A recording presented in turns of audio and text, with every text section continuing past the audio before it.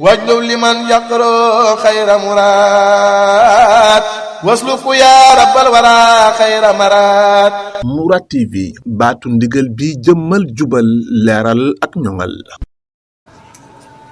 kon ba tey li ñuy wax narfa'u sawtuna aliyan fi haasal jawwul haadi,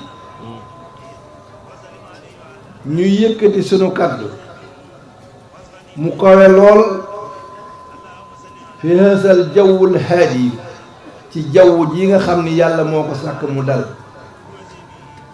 nee na allasi yasma'u fiha sawtal haq, ca ña nga xam ni ca la nga xam ni danañu déglu kàddu dëgg. bi saa i xawlihi taala, ci jiital li yàllay wax wal takun minkum ummatan yad'una ila al xayri.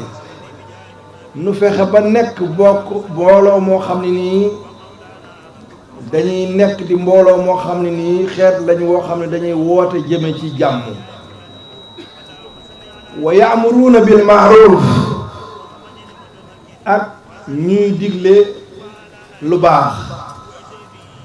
wa yanhawna anil munkari, tey tere lépp loo xam ne nii amul solo dañ koo sib.